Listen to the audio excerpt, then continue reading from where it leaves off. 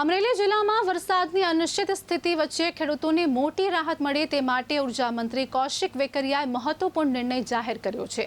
ખેતીવાડી માટે હાલમાં આપવામાં આવતી 8 કલાકની વીજળીમાં 2 કલાકનો વધારો કરીને હવે ખેડૂતોને 10 કલાક વીજ પુરવઠો આપવામાં આવશે।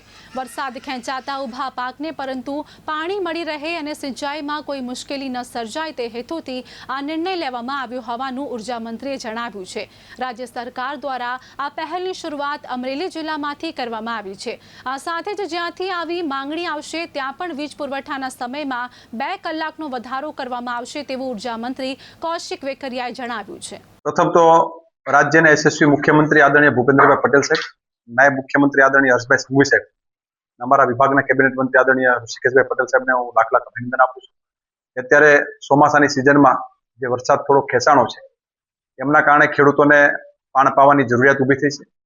દરેક વિસ્તારમાંથી ખેડૂતોની માગણી આવતી હતી કે 8 કલાકની જગ્યાએ 10 કલાક વીજળી આપવામાં આવે અને રાજ્યના યશસ્વી મુખ્યમંત્રી આદરણીય ભૂપેન્દ્રભાઈ પટેલ સાહેબ દ્વારા નિર્ણય કરવામાં આવ્યો છે કે 8 કલાકની જગ્યાએ 10 કલાક વીજળી ખેડૂતોને આપવામાં આવશે। આજે ખાસ કરીને 10 કલાક વીજળી આપવાની શરૂઆત આજે અમરેલીમાં પણ થઈ ગઈ છે। આવી રીતે જ્યાં પણ માગણી ઊભી થશે ત્યાં 10 કલાક વીજળી આપવાનો નિર્ણય જ્યારે મુખ્યમંત્રી સાહેબે કર્યો હોય ત્યારે મારી એમને હૃદયથી શુભકામના પાઠવું છું।